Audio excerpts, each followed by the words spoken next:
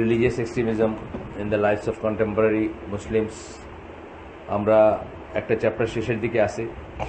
এই চ্যাপ্টারটা বক্তব্য হচ্ছে শাসকের, আপনি জানেন বক্তব্য ছিল শাসকের বিরুদ্ধে, মুসলিম শাসকের বিরুদ্ধে বিদ্রোহ করা যাবে কিনা, গেলে কি অবস্থায় করা যাবে, কোন অবস্থায় করা যাবে। আমরা তিনটা ক্যাটাগরিতে বিভক্ত করছি আগেই, যে একটা হচ্ছে পরেশগার এবং জাস্ট রুলার, তার এগেনস্টে বিদ্রোহ করার কোনো আইডিয়া বা কোনো কনসেপ্টই নাই আহলে সুন্নাত জামাত স্পেশালি। মানে আমরা নবী এবং তার সাহাবীরা যে মেথোডলজি ফলো করতেন সেখানে কোনো স্কোপ নাই এটার। তারপরে ছিল দুটা, একটা হচ্ছে কাফের হয়ে গেছে এরকম যেসব রুলার, তাদের ব্যাপারে কাফের হয়ে যায় রুলারের ব্যাপারে মোটামুটিভাবে একমত সবাই যে তার কোনো নাই, তার প্রতি কোনো আনুগত্যের কোনো কারণ নাই। কিন্তু তারপরেও তাকে সরানোর ব্যাপারে আনুগত্য একটা জিনিস আর সরানো একটা জিনিস। তাকে সরানোর ব্যাপারে কিছু কন্ডিশন আছে, সেগুলো ফুলফিল করার আগে পর্যন্ত তাকে সরানোর চেষ্টা করা যাবে না, এরকম আলোচনা আছে। আর আরেকটা, মানে ধরেন ইংল্যান্ডে, কথার কথা, ইংল্যান্ডে তো কাফের রুলার না। এখন আমি কি ইংল্যান্ডে একজন মুসলমান হিসাবে কি আমি সাথে সাথে তার এগেন্সে কি যুদ্ধ করবো নাকি বা তাকে গুলি করবো নাকি? না, সেটা করবো না। এগুলোর মেথোডোলজি আছে, এগুলার পদ্ধতি আছে, এগুলো কি করতে হবে সেগুলোর নিয়ম কারণ আছে, ফেক আছে। তারপরে ক্যাটাগরিটা ছিল মুসলিম, সে তাকে অমুসলিম বলা যাচ্ছে না, মুসলিমই বলা যাচ্ছে, বলতে হবে, কিন্তু সে অত্যাচারী এবং সে আনজাস্ট, জালিম বা সে করে। তার ব্যাপারেও আলোচনা আমরা দেখছি যে দুইটা ভাগ করছিলাম আমরা। একটা ভাগ হচ্ছে মেজরিটি অথবা almost all of the scholars of আহলে সুন্নাহ ওয়াল জামাত। আহলে সুন্নাহ ওয়াল জামাত বলতে আমরা বলি যারা আল্লাহ রাসূল সাল্লাল্লাহু আলাইহি সাল্লাম এবং সাহাবীরা যে পথের উপর ছিলেন সেই পথের উপর থাকতে চায়, সেই মেথোডোলজি ফলো করতে চায়। সোজা কথা, আল্লাহ রাসূল সাল্লাল্লাহু আলাইহি সাল্লাম যখন অনেক কটা হাদিস ডিফারেন্ট বর্ণনা আসছে, বোঝাইতে চাইছেন সাহাবীদেরকে যে আমার উম্মার ভিতরে অনেক ভাগ হবে বা ভাগ থাকবে, তার ভিতরে একটা ভাগই শুদ্ধ, যেটাকে এক এক সময় এক এক নামেই করছেন উনি। কিন্তু সাহাবীরা যখন প্রশ্ন করছেন যে সেই ভাগটা কোনটা, যারা জান্নাতে যাবে বাকিরা জাহান্নামে ল্যান্ড করবে, তখন আল্লাহ রাসূল সাল্লাল্লাহু আলাইহি সাল্লাম সবসময় বলছেন, মানে কতগুলো টার্ম ইউজ করছেন, কখনো বলছেন যে আল জামা, কখনো বলছেন আমি এবং আমার সাহাবীরা যার উপর আছি। এই দুইটা কথা একই কথা। তখন আল জামাত দি জামাত বলছেন, মানে মুসলিমদের একটাই জামাত ছিল, সেই হিসাবে ওই জামাতের ভিতর যারা ছিলেন তারাই মুসলিম, অথবা মুসলিম সবাই ওই জামাতের ভিতর ছিলেন। এমনকি কথিত মুনাফিকরাও এটার অংশ ছিল, তার বাইরে কোনো জামাত ছিল না। সুতরাং এটা তখন আর কোনো ডেফিনেশন দেওয়ার দরকার ছিল না। কিন্তু এখন আমরা দেখি যে আলেবার শিয়া থেকে শুরু করে, ইসমাইলি শিয়া থেকে শুরু করে বাইরের জগতে সবাই আমাদেরকে ঢালাওভাবে মুসলিম বলে এবং আইডেন্টিফাই করে।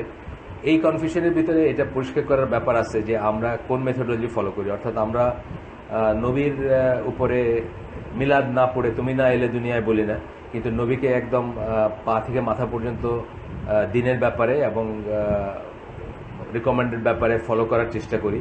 তো এই দুইটাই বলবেন যে আপনি দুইটাই নবীকে ভালোবাসে ইন এ সেন্স।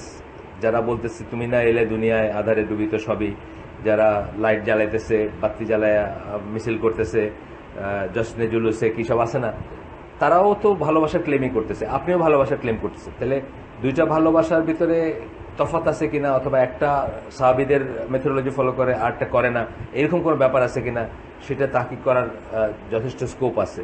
তো সেখানে আমরা প্রত্যেকটা ব্যাপারে যখন সাহাবীদের মতো হওয়ার চেষ্টা করব, বা সাহাবীরা আজমাইন তারা একসাথে যে মেথড ফলো করতেন, অথবা আল্লাহ রাসূল সাল্লাল্লাহু আলাইহি ওয়াসাল্লাম এবং তার সাহাবীরা যে পথের উপর ছিলেন, যেটাকে আল্লাহ রাসূল সাল্লাল্লাহু আলাইহি ওয়াসাল্লাম বলে গেছেন এইভাবে আল জামাত নামে, সেই ইটার উপর যারা থাকবে বা থাকার চেষ্টা করবে তাদেরকে আমরা বলি আহলে সুন্নাহ ওয়াল জামাত। এটা আর কিছু না। এটা মানে বাংলাদেশের এই যে কয়েকদিন আগে যে ভদ্রলোক মারা গেলেন, তার যে আহলে সুন্নাত, সেটার সাথে এটার কোনো সম্পর্ক নাই।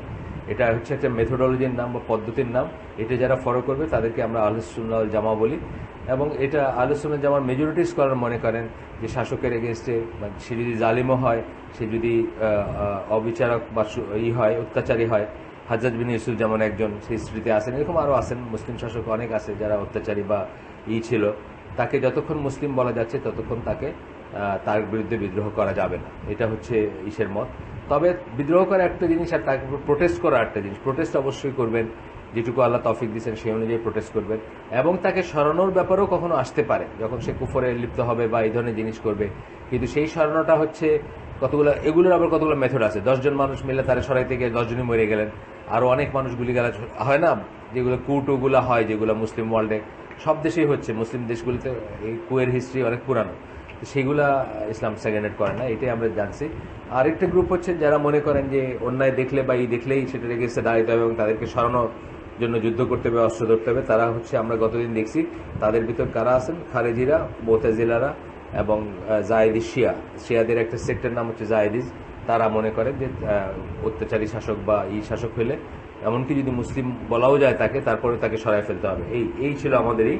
তো আমরা এইসব দলিলগুলো দেখতেছিলাম, শেষ করে ফেলছি আমরা দুই পক্ষের দলিল দেখা, তারপরে আমরা কনক্লুশনগুলো দেখতেছিলাম, সেগুলোও অনেকটুকু আমরা আগে গেছি। এখন আজকে যেখানে গতদিন শেষ করছিলাম তারপর থেকে একটু করবো, একটু আমরা পড়বো ইনশাল্লাহ, আল্লাহ যতটুকু তৌফিক দিয়েছেন।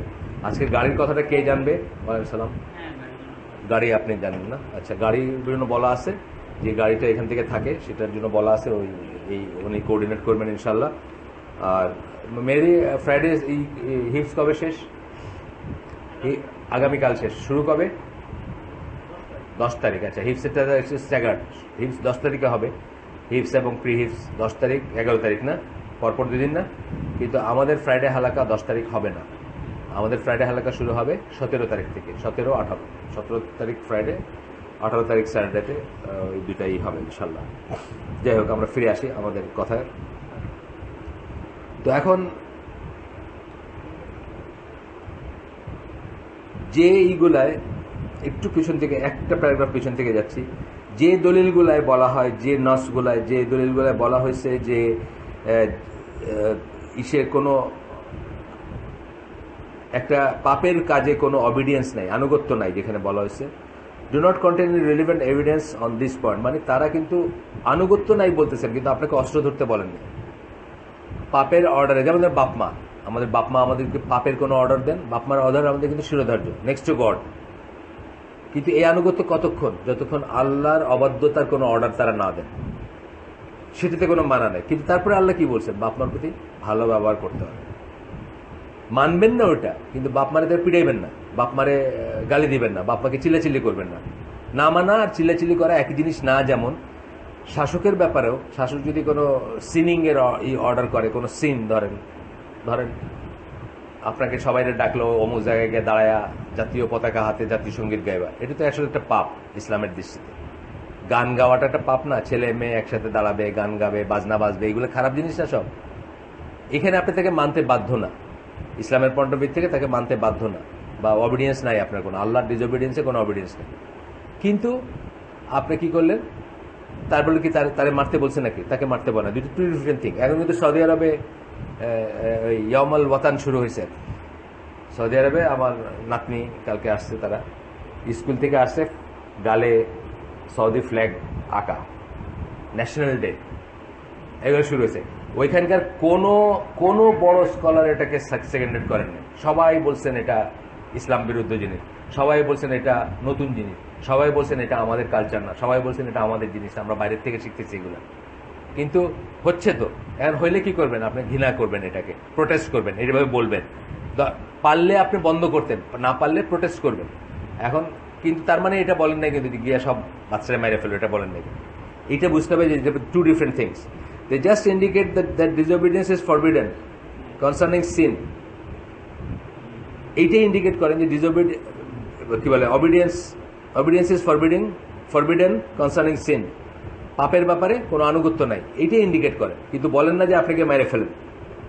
However, removing him from his position is not allowed. Obedience to ruler is not just with respect to the just ruler, it is also true for the unjust ruler. যখন রুলারের অবিডিয়েন্সের কথা বলা হয়েছে তখন জাস্ট রুলার বলা হয়নি, এটা just unjust দুই ruler. আমরা দেখছি আগের দলিলগুলো আল্লাহ রাসূল সাল্লাল্লাহু আলাইহি ওয়াসাল্লাম কি বলছেন, যে তোমার যদি পিঠে 2 গা লাগায়, তোমার সম্পদ নিয়ে যাও, তুমি তার দিয়ে দাও, তার রাইট, তোমার রাইটটা আল্লাহর কাছে চাও তুমি। মানে হচ্ছে যে সেই অবস্থায় ওবে করতে হবে তাকে। আর পার্সোনাল ব্যাপার তো মানে কোনো করা যাবে না, মানে চিল্লাচিল্লি বা অস্ত্র ধরা যাবে না নিজের স্বার্থের জন্য বা ইসের জন্য। যাই হোক, এই দলিলটা দিচ্ছেন, দিয়ে তারপরে রাসূল সাল্লাল্লাহু আলাইহি ওয়াসাল্লামের কথা বলছেন। রাসূল সাল্লাল্লাহু আলাইহি ওয়াসাল্লাম একটা হাদিস দিচ্ছেন আব্দুল্লাহ বিন মাসউদের বর্ণনায়। এই হাদিসটা হচ্ছে বুখারীর হাদিস। আল্লাহ রাসূল সাল্লাল্লাহু আলাইহি ওয়াসাল্লাম বলতেছেন, after me you will see selfishness and some matters that you will disapprove of. তোমরা এটাকে অনুমোদন করবা না, সেলফিশনেস দেখবা, স্বার্থপরতা দেখবা আমার পরে। স্বার্থপরতা কিরকমের? আপনি আপনার ভাতিজারে চাকরি দিচ্ছেন, ধরেন আমি রাস্তায় রাস্তায় ঘুরতেছি, আমি চাকরি পাইতেছেন, আপনার আমাদের দেশে তো হচ্ছে অহরহ, সারা দুনিয়াতেই হয়, সারা মুসলিম ওয়ার্ল্ডে আপনি এটা পাবেন, নেপোটিজম যেটাকে আমরা বলি, যেটা তোমরা পছন্দ করবা না। মানুষজন জিজ্ঞেস করছে, মানুষজন মানে কারা? সাহাবীরা জিজ্ঞেস করছে, what do you order us to do for that, অথবা অ্যাট দ্যাট টাইম, আপনি আমাদেরকে কি বলেন, কি করতে বলেন তখন, ওই সময় যখন এরকম দেখবো আমরা। আল্লাহ রাসূল সাল্লাল্লাহু আলাইহি ওয়াসাল্লাম কি বললেন? ফুলফিল দেয়ার রাইটস, তাদের অধিকারটা তাদের দিয়ে দাও। তাদের অধিকার আছে তোমাদের আনুগত্য পাওয়ার, তোমাদের জমিন নিয়ে নেওয়ার, তোমাদের পিঠে দুই গা লাগানোর, যদি আর কি কখনো তারা মনে করে যে এই করবে। Fulfil their rights and ask Allah for your rights, তোমার রাইটটা আল্লাহর কাছে চাও। তবুও বলেন নাই যে অস্ত্র ধরো। এরপর আরেকটা পয়েন্ট, 7 নম্বর পয়েন্ট, এই লাইনে বলতেছেন যে দে প্রেজেন্টেড এভিডেন্স, মানে তারা যারা ইসের কথা বলেন, জায়েদিরা, মুতাজিলারা এবং খারেজিরা, তারা যুক্তি দেখান যে কোনো বিপদগামী শাসক যদি হয়, মুসলিম ওয়ার্ল্ডে বিপদগামী শাসক ছাড়া আমরা পাইছি নাকি? লাস্ট কবে পাইছি আমি তো জানি না, কবে পাইছি বিপদগামী শাসক ছাড়া। There is no difference of opinion on that issue, however the dangers does not, that danger মানে তারা বিপজ্জনক, মুসলিম ওয়ার্ল্ডের মিসগাইডিং লিডার যারা, তারা বিপজ্জনক। এই যে সৌদি ন্যাশনাল ডের কথা বললাম, এটা তো কোনো একটা লিডার অ্যাপ্রুভালে হচ্ছে না, কেউ তো অ্যাপ্রুভ করছে এটা যে ন্যাশনাল ডে হবে। এটা আনহার্ড অফ ছিল সৌদি আরবে, যে আপনার জাতীয়তাবাদ যেটাকে বলে। আপনি দেখবেন সৌদি আরব যে কোনো ফতোয়া সাইট খুলবেন, দেখবেন জাতীয়তাবাদ ন্যাশনালিজম, যেটা এটাকে কুফর বলছেন, এটাকে হারাম বলছেন, যে কোনো সৌদি ফতোয়ার জায়গা দেখবেন ইসলাম কিউএস সহ আপনার লাজানা দাইমার লাগানো আছে, ওই যে ওদের ওই স্থায়ী কমিটির ফতোয়াগুলো ইংরেজিতেও লাগানো আছে। আপনি দেখবেন একদম মানে দ্ব্যর্থহীন ভাষায় বলতেছেন যে এটা হারাম এবং এটা ন্যাশনালিজমটা হচ্ছে কুফর, কিন্তু তাদের দেশেই তো হচ্ছে। এখন কেউ তো করতেছে এটা, কোনো একজন লিডারের অ্যাপ্রুভাল তো আছে নিশ্চয়ই। However, that danger does not justify rebelling against him, কিন্তু এটার মানে এটা না যে তার এগেনস্টে আপনি তরবারি নিয়ে দাঁড়ায় যাবেন, সেটা না, এটা আলাদা জিনিস। এটাই বললেন। 8 নম্বর point, there is no disagreement about the evidence they present, saying that the scholars agree that the group that refuses to apply the law of Islam is to be fought. তারা একটা যুক্তি দেখান, খারেজিরা, মুতাজিলারা এবং জায়েদি শিয়ারা, তারা একটা যুক্তি দেখান কি, যে কোনো গ্রুপ যদি আল্লাহর আইনে সাবমিট করতে বাধা হয় বা রেজিস্ট করে, তাদেরকে ফোর্স করা যাইতে পারে। এইটা অ্যাকচুয়ালি বলা হয়েছে শাসকের ক্ষেত্রে, শাসক ফোর্স করবে। শাসক যখন মুসলিম হবে, তাকে যদি কেউ মানতে, মানে ইসলামের কারণে, ইসলামের কোনো রিজনে যদি না মানে, তাকে ফোর্স করবে সে বা করবে। যেমন আবু বকর রাদিয়াল্লাহু আনহু যাকাত দিতে বাধ্য করছিলেন একটা গোষ্ঠীকে, সেই কথাটা বলতেছেন এখানে। However this command is directed to the ruler himself. এই যে কমান্ডটা, এটা কিন্তু আপনাদের দেন যে আপনি গিয়ে রুলারের সাইজ করবেন, এটার জন্য দেন। এটা রুলারকে অ্যাড্রেস করে দিছে এই কমান্ডটা, যে রুলার কি করবে, যারা যে একটা গ্রুপ আছে, ধরেন সিলেটিরা বললো যে আমরা জাকাত দেই না, কথার কথা, বাংলাদেশ একটা ইসলামী দেশ, সিলেটেরা বললো যে আমরা তো জাকাত দেই না, অথবা চাটগাঁইরা বললো যে আমরা তো এই ওষর দিব না, আমরা আর সবই দিব, আমরা সব মানতে রাজি, সে ওষর দিতে রাজি না। তখন কি হবে, রুলার তখন ফোর্স করবে যে তোমাকে এই ল মানতে হবে। কিন্তু এই আদেশটা রুলারের প্রতি করা, এটা আপনারা কইতেছে না যে আপনি গিয়ে এই করবেন, সেটা ভুল আর কি। এখানে বলতেছেন however this command is directed to the ruler himself, রুলারের প্রতি বা খলিফার প্রতি এই কমান্ডটা আসতেছে, such as what Abu Bakr did when he fought those refused to pay zakat, যেভাবে আবু বকর রাদিয়াল্লাহু আনহু যারা জাকাত দিতে অস্বীকার করছেন তাদেরকে সাথে যুদ্ধ করছেন, এই ক্লজে যুদ্ধ করছেন, যে কোনো একটা গোষ্ঠী যদি আল্লাহর বিধানকে, আল্লাহর আইনকে, ইসলামকে মানতে অস্বীকার করে, তাদের শুড বি ওভারওয়েলড, তাদেরকে বিজয়, মানে তাদেরকে জিততে হবে এবং তাদেরকে কন্ট্রোলে নিয়ে আসতে হবে।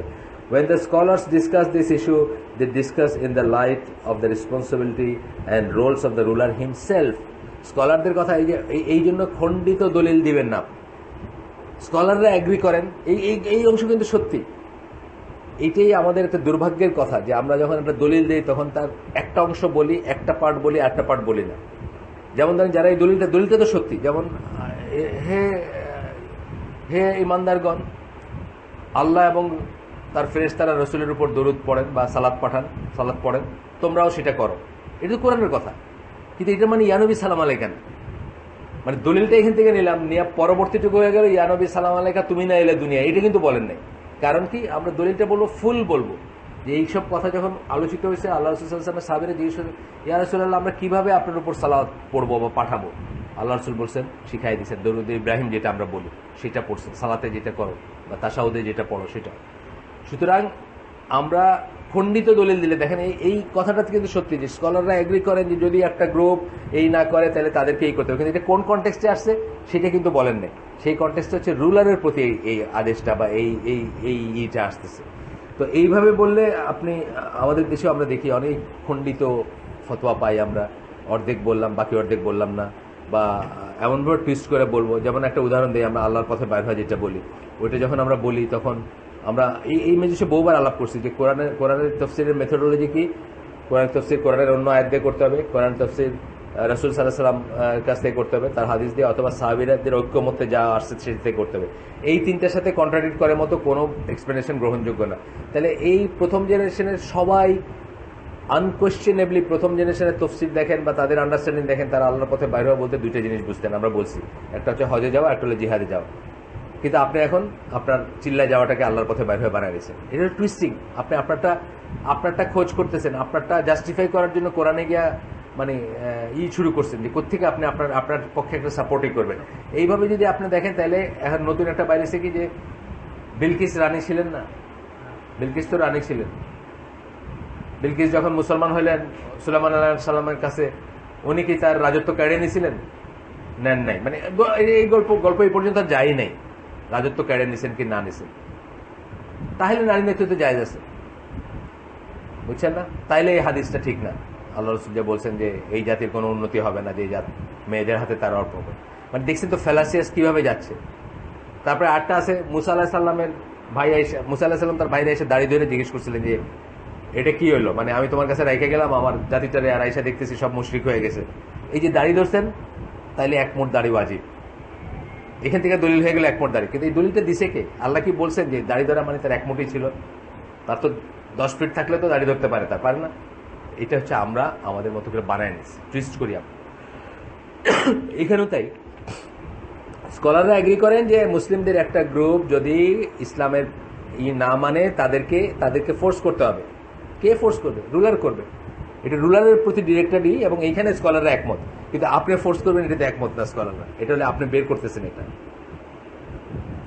যাই হোক, এরপরে বলছেন যে এখানে আমরা কতগুলো ইস্যুতে আসবো আর কতগুলো ইস্যু কনসিডার করব, চিন্তা করবো এগুলা, যে এগুলোতে ভিতরে কি আছে, কি কথা আছে। একটা হচ্ছে যে আমরা যখন বলি যে স্কলাররা এগ্রি করেন যে যে রুলার, যে শাসক কুফরে পতিত হয়েছে তার এগেনস্টে বিদ্রোহ করা যাবে, এটা যখন স্কলাররা এগ্রি করেন। It is very important to note that sharia conditions that were mention in the earlier discussion must be fulfilled.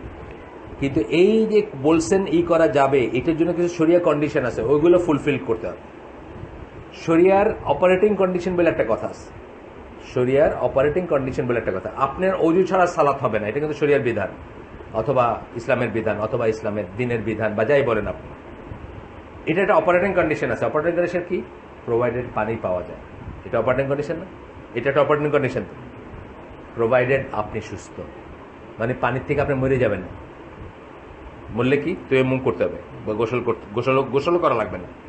মরার চান্স যদি থাকে ফরজ গোসলও করা লাগবে না, তায়াম্মুম করলেই হবে, আর পানি না পাইলেও হবে, তাই না? তাহলে এই বিধানটা প্রয়োগ করার দুইটা অপারেটিং কন্ডিশন, একটা হচ্ছে পানি পাইতে হবে, আরটা হচ্ছে আপনার এমন কোন অসুস্থতা থাকবে না। এগুলো বলা থাকে না সবখানে। এটা কি হচ্ছে অ্যাকচুয়ালি? এটাকে মারা যাচ্ছে নাকি আমাদের কোনো লুজ কানেকশন আছে কোথাও? এইভাবে কি নষ্ট হয়? নষ্ট হওয়ার সূত্রপাত কি এইভাবেই? আচ্ছা যাই হোক, আপনারা এটা দেখে যান, দরকার রিপ্লেস করে দিন। এখন আর চেয়ার টেবিল আনানোর দরকার নেই, রিপ্লেস করে দিন পরে। এগুলো কি ভাঙে নাকি? কোনো বাল্ব বোধহয় ভেঙে পড়ে অনেক সময়, না এক্সপায়ার করে ভেঙে পড়ে, এটাই আমার ভয় লাগে। আমি দেখছি টুকরা হয়ে গেল, কোন একটা ভোল্টেজের ব্যাপার, বোধ ওভার ভোল্টেজ বা কিছু। আচ্ছা, অপারেটিং কন্ডিশন আছে সব শরিয়ার সব বিধানে। এই যে বললাম যে অজু একটা বললাম, একই কথা ধরেন শুকরের মাংস হারাম, ইয়েস, ঠিক আছে কথা।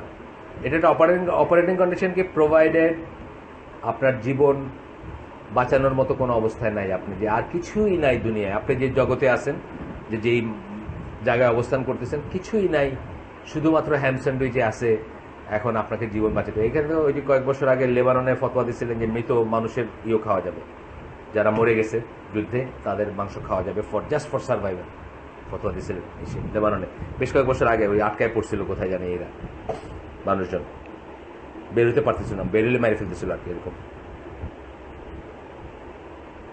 যেমন one cannot revolt against a ruler if he rules according to some law other than what is in Sharia, unless that type of ruling is such that is truly kufr.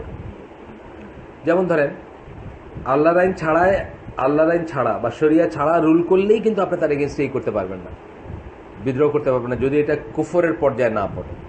এমন হইতে পারে যে সে শরিয়া ছাড়া রুল করতেছে, কিন্তু এটা কুফরের পর্যায়ে যাচ্ছে না, কুফরের চেয়ে লেস দেন কুফর, তখন কিন্তু আপনি তার এগেনস্টে রিভোল্ট করতে পারবেন না। এই যে বলতেছেন এখানে, unless that type of ruling is such that it is truly কুফর, অ্যাজ ক্লারিফাইড আর্লিয়ার, আগে যেরকম বলছেন আর কি। যাই হোক, এখানে বলছেন যে, এখানে বলতেছেন, উদাহরণ দিচ্ছেন।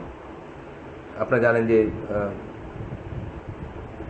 একটা সময়কার কথা বলতেছেন, যখন মুসলিম উম্মাহ এই বিতর্কে জড়াইল যে কোরআন ক্রিয়েটেড না আনক্রিয়েটেড। আপনারা জানেন সময়টা, সৃষ্ট কি না সৃষ্ট। সৃষ্ট মানে আল্লাহ ছাড়া আর সবকিছু সৃষ্ট, আল্লাহ ছাড়া চেয়ার টেবিল, আমি আপনি, এই এই এই এই কি বলে মহাবিশ্ব সবকিছু সৃষ্ট। একইভাবে কোরআন সৃষ্ট কি না, এটা নিয়ে একটা বিতর্ক ছিল। এই বিতর্কটা ইসলামিক ওয়ার্ল্ডে ছিল না, এগুলো ওয়েস্টার্ন ওয়ার্ল্ডের গ্রিকো রোমান ইসের থেকে আসছে। লোগোস বলে একটা কথা আছে, ওদের একটা কনসেপ্ট আছে, কথা বা যাই হোক, মানে ওয়ার্ড মেড। ওরা যীশু খ্রিস্টকে কি বলে, যীশু খ্রিস্টকে বলে যে ওয়ার্ড মেড ফ্লেশ, মানে আল্লাহর কথাটা মাংস হয়ে গেছে। ওরা, ওই যে আমরা বলি না, ওরা বলে।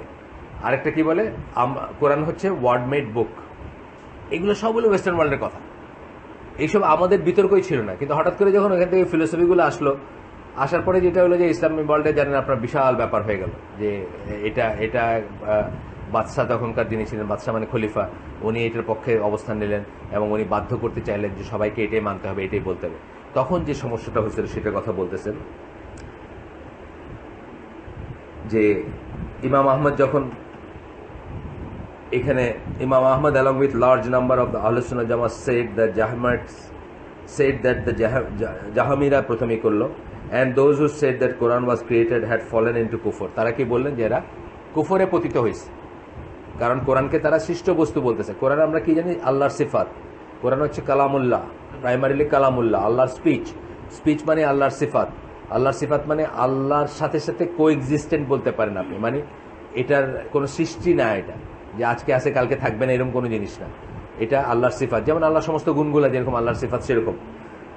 তখন কি বলছে, however at the same time he lived under the rule of the Abbasid Caliphs, মানে তাদের রুলের আন্ডারে, তাদের শাসনেই কিন্তু উনি থাকছেন। উনি কিন্তু বিদ্রোহ করে বলেন নাই যে চলো এর এগেন্সে জেহাদ করি, এরে সরাই দেই, বা আমি হিজরত করে এখান থেকে এই সাম্রাজ্য থেকে বাইরে হয়ে যাই, তা কিন্তু বলেন নাই। Who call people to the heresy, যে এই খলিফা কি করছে, এই খলিফাই কিন্তু ডাক দিছে যে অন্যটা বলতে হবে, কুফরেরটা বলতে হবে। Of believing in the created nature of Quran, মানে কোরআন যে ক্রিয়েটেড, কোরআন যে মাখলুক, কোরআন যে না আল্লাহর অংশ, আল্লাহর সিফাতের অংশ না, বরং একটা ক্রিয়েটেড জিনিস, এটা বিশ্বাস করতে সে মানুষকে ডাক দিছে এবং বাধ্য করতে চাইছে সে। And the punish scholars with beating, death and imprisonment, এবং যারা স্কলার ছিলেন তখনকার দিনে তাদেরকে তারা মারছে, তাদেরকে জেল দিছে, ওনাকেও তো ড্র্যাগ করে নিয়ে গেছে, ওনাকেও প্রহার করছে বা যাই হোক শাস্তি দিছে, বন্দি করছে, মাইরেও ফেলছে, এরকমও আছে case. Even given all of that, they never revolted against them, nor did they say it is obligatory to rebel against them. এইরকম অবস্থাতে তারা বিদ্রোহ করেন না এবং এটাও বলেন নাই যে বিদ্রোহ করাটা ওয়াজিব। একটা হচ্ছে বিদ্রোহ করা, আরটা হচ্ছে বলা যে ওয়াজিব। অনেক সময় না পারলেও কিন্তু বলতে হবে যে এটা ওয়াজিব, সেটাও কিন্তু বলেন নাই। On the contrary, they believed in their rule and their being of faith. তা সত্ত্বেও তারা কি করছেন, তাদের রুল, তাদের শাসনটাকে তারা মেনে নিছেন এবং মনে করছেন যে তাদের ঈমান আছে। কেন মনে করছেন বলেন তো? অজ্ঞতার অজুহাতের একটা অজ্ঞতার অজুহাতের একটা ক্লজ আছে, যে কি মোমেন বান্দা অজ্ঞতাবশত কোনো একটা কুফরের কাজ করলেই সে কাফের হয়ে যায় না। এই ক্লসটার জন্য তাদেরকে রেসপাইট মানে তাদেরকে দিছেন, অবকাশ দিছেন তারা। এবং এটা নিয়ে সকল বড় আলেম বা ইমামদের মত একই। আপনার নাম কি, ওই ইমাম মালিক ওই আসারটা আমরা বলি অনেক সময়। আমাদের দেশে এখন একটা চরমপন্থার একটা টেন্ডেন্সি আছে দেখে আমরা বারবার বলি। ইমাম মালিক কি বলছেন যে কেউ যদি 99 কাউন্টে তাকে কাফের মনে হয় আর একটা কাউন্টে যদি তাকে মুসলিম মনে হয়, তাহলে আমি ওই একটা কাউন্টে তাকে মুসলিম বলতে পছন্দ করব। কেননা আমি ওই রিস্কে যাব না যে ওই আমি বলে ফেললাম তাকে কাফের, কিন্তু আল্লাহ তাকে ওই একটা কাউন্টে মুসলিম হিসাবে কাউন্ট করলে আমার উপর কুফরের ইটা চলে আসবে। আল্লাহ রসুল ওই হাদিসটা যে কোনো মুসলিম যদি অন্য মুসলিমকে কাফের বলে সম্বোধন করে বা ব্র্যান্ড করে, তাহলে ওয়ান অফ দেম ইজ কাফের। আইদার যাকে বলছে সে যদি হয় তাহলে তো হইলই, আর নাইলে ওটা তার উপর ফিরে আসবে যে বলছে তার উপর। এই রিস্কে আমি যাব না। কে বলতেছেন? এই উম্মার শ্রেষ্ঠ ইমামদের একজন ইমাম মালিক। হি ওয়াজ ভেরি রিলিজিয়াস, আপনারা জানেন, তার কাজকর্ম জানেন, যদিও উনি ওই বুঝে শুনে ওইরকম করা হয় না, কিন্তু মুয়াত্তা কিন্তু এখনো হাদিসের শ্রেষ্ঠ গ্রন্থগুলোর একটা, মুয়াত্তা মানে কালেকশনের একটা আর কি। এবং উনি তো অত্যন্ত স্ট্রিক্ট একজনই ছিলেন, মানে অত্যাচারী শাসকের সময় উনি বসবাস করছেন হাজ্জাজ বিন ইউসুফের আন্ডারে। এবং আপনারা ওনার লাইফ পড়লে দেখবেন। কেউ যদি চান আমাদের কাছে নিতে পারেন, চারজন ওই যে কি বলে ইমাম, তাদের জীবনীটা আছে আমাদের কাছে, মোহাম্মদ আল শরীফের অডিও আছে, যদি চান কেউ আমরা দিতে পারবো। আপনি চান না? আচ্ছা, ইনশাল্লাহ দিব। খুবই সুন্দর, এত সুন্দর যে আপনি বুঝবেন যে অ্যাকচুয়ালি হোয়াট আহলে সুন্নাহ ওয়াল জামাআহ মিনস অ্যান্ড দ্য স্কলার দে মিন, এবং আমরা আসলে কত কি মিন করি আর কি। আমরা পারলে, ধরেন আমি এখন মাযহাব মানি না, কথার কথা, আমি পারলে এদেরকে মানে তুচ্ছতাচ্ছিল্য করে শেষ করে দিতেছি। অথচ যিনি বলতেছেন এখানে মোহাম্মদ আল শরীফ, উনি কিন্তু এই মেথোডলজি ফলো করেন, উনি মাযহাব মানেন না, কিন্তু উনি বলতেছেন যে ওনারা না থাকলে বা ওনারা যা কাজ করে গেছেন ওনারা না থাকলে দের ইজ নো ফিক, মানে কোনো ফিকই এক্সিস্ট করতো না, আমাদের জিরো থেকে স্টার্ট করতে হতো। আজকে আমরা খুব ইজিলি একটা বই খুলে বলতে পারি যে অমুকের মতো এটা, অমুকের মতো এটা, এগুলোর কোনো পাত্তাই থাকতো না। মানে উনি বলছেন যে এদের কোনো সমালোচনা, কোনো ভালো মুসলিম কোনোদিন এদের সমালোচনা করবে না। অথচ আমাদের এখানে দেখেন, মানে আছে না, বইটির লেখা হয়ে গেছে, ইমাম অমুক এটা না, ইমাম অমুক এটা না, অমুক ভ্রান্ত, অমুক গোমরা, অমুক এটা, কত বইটি পাবে না, দুই সাইডেই পাবে না। ইনশাল্লাহ এটা সবার জানা উচিত। প্রথমত এই জন্য জানা উচিত যে এরা কিভাবে কত সহিষ্ণু ছিলেন। দ্বিতীয়ত এই জন্য জানা উচিত যে তাদের কত কঠিন কাজ করে গেছেন তারা। এবং তৃতীয়ত তারা কত দুনিয়া বিমুখ ছিলেন। তারা কিন্তু দুনিয়ার থেকে শুধুমাত্র যতটুকু প্রয়োজন ততটুকু নিছেন, কোনো বাহুল্য বা কোনো লাক্সারির ভিতরে তারা ছিলেন না। আপনি দেখেন সুবহানাল্লাহ, মানে অবাক হয়ে যাবেন যে কিভাবে তারা জীবন। হ্যাঁ, জুতা সিলাইছেন, উনি তো কুলি ছিলেন, লিটারালি কুলি বলি আমরা, যেটা মাল টানে বলি না, মাল টানতেন। আহমদ বিন হাম্বল দুইটা কাজ করছেন উনি উপার্জনের জন্য। একটা হলো নকল করতেন, আপনার তখন তার ফটোকপি ছিল না, আপনি বড় লোক মানুষ, আপনি একটা কিতাব লেখাইতে চান, আরেক কপি চান, তো ওনারা লাগাই দিলেন যে আচ্ছা তুমি এটা লেখা দাও আমার, উনি লেখা দিলেন, পয়সা দিলেন। আর একটা হলো লিটারালি বহন করা, বোঝা বহন যেটাকে বলে, এটা করতেন, ইট ওয়াজ হিজ প্রফেশন। তাতে তারা ছোট হন নাই, বা তাতে তাদের ধর্মের স্ট্যাটাসের কোনো কমতি হয় নাই, বা তাদের সম্মানের কোনো হয় নাই। ওয়ারেজ আমরা আমাদের আজকালকের দিনের অবস্থা আপনি দেখেন, মানে আমাকে একদিন কোনো একটা বিষয়ে একজন জিজ্ঞেস করতেছে যে কোনো একজন বা কোনো পার্টিকুলার স্কলারের কথা বলতেছে, উনি এরকম বললেন। আমি বললাম যে উনি ববিতার বাড়িতে প্রোগ্রাম করবেন না, ববিতা ডাকলে করবেন না? তো আমি চিন্তা করে বললাম হ্যাঁ করবেন। এইখানেই তফাৎ ওইসব স্কলারদের সাথে এইসব স্কলারদের আজকালকের, মানে যারা এইসব মিলাদ টিলাদ পড়ে বা যারা যায়, তাদের তফাৎটা এখানে, এর ববিতার বাড়িতে ডাকলেও যাবে। আর ইমাম মালিক কি হাজ্জাজ বিন ইউসুফের বাড়িতে যান নাই, বলছে যে আমার ছেলেটারা এসে একটু পড়ায়েন, বলে যে পড়াইতে হলে আমার কাছে পাঠাই দিন। তার মানে কি টিচারের প্রাধান্য, পড়াইতে হইলে টিচারের পায়ের কাছে বসে স্টুডেন্ট পড়বে। টিচার ফেফে করে কি স্টুডেন্টের বাড়িতে দুইটা দিনার দিরহাম দিবে দেখে কি দৌড়ে ভেনে যাবে নাকি? বুঝছেন না, মানে ওয়ার্ল্ড ভিউটা বুঝছেন তো। টিচারের কাছে জ্ঞান নেবে, টাকা পয়সা, পাওয়ার টাওয়ারের রাইস না বড় লোক না ছোট লোক, এটার কোনো ব্যাপার নেই। এখানে এসে বসতে হবে আমার পায়ের কাছে, আমি যতদিন বলবো ততদিন পড়তে হবে। ওখানে সার্টিফিকেটের সিস্টেম কি ছিল? টিচার স্যাটিসফাই হবে, এটা ছিল। ওখানে তো কোনো টাইম স্কেলের সার্টিফিকেট ছিল না, সার্টিফিকেট আউটলেট ছিল না, মেশিন ছিল না যে একখান থেকে গাদা গরু ঢুকবে আর দিক গ্রাজুয়েট হয়ে বাইরে হয়ে যাবে, প্রাইভেট ইউনিভার্সিটি টাকা দিলেই হলো, এটার কোনো ব্যাপার ছিল না। ওখানে ছিল একজন 1 বছরে ইজাজত নিয়ে চলে গেছে, একজন 10 বছরে হইতেছে না, আমি স্যাটিসফাইড না, বাস শেষ। আমার কাছে পড়তে আইসো, আমি তোমার এই তিলাওয়াত নিয়ে স্যাটিসফাইড না, তোমারটা হয় নাই 10 বছর, আরেকজনের 1 বছরে লয়ে যেতেছে, কয় নাই যে আরে হেরে দিলেন আমার দিলেন না। এখনকার ব্যাপারটা তো তাই, হ্যাঁ ইঞ্জিনিয়ার হইতে পারলে আমি হইতে পারবো না কেন? আমার তোর বাপের পয়সা আছে, আগে হয়তো যে আচ্ছা তুমি এটা কোয়ালিফাই করবে নাকি ক ইউনিট খ ইউনিট ঘ ইউনিট, এখন হলো ক ক ক ক খ গ হয় নাই, সো ব্লাডি ওয়াট, আমার পয়সা আছে বাপের, I go to this university, তাই না? এবং স্কলারশিপ নিয়ে আমি বাইরেও যাবো, ওইখানেও পয়সা আছে মতো জায়গা আছে, পয়সা দিলেই ভর্তি হয়ে যায়। আর নাইলে ইসলামটা দুইটা গালি দিলে ভর্তি হয়ে যায়, এরকম জায়গা আছে, বুঝছেন না?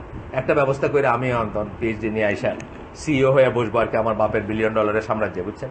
এই হয়ে গেছে ইয়ে আর কি, যে আমাদের এইগুলো শোনা উচিত সবাই। আপনারা যাদের স্কোপ আছে নিয়ে ইনশাল্লাহ দেখবেন যে আপনার তাদের সম্বন্ধে ভিউ চেঞ্জ হয়ে যাবে, এবং আপনি অনেক গালিগালাজ বা অনেক সমালোচনাকে আর নিতে পারবেন না। তখন মনে হবে যে না, এদেরকে আমাদের সমালোচনা করা যায়, দে ক্যান মেক মিস্টেক, তারা তো ভুল করতেই পারে, তারা যেহেতু মানুষ, তারা যেহেতু গড না, তারা যেহেতু প্রফেট না বা আল্লাহ কর্তৃক প্রোটেক্টেড না, তারা ভুল করবে।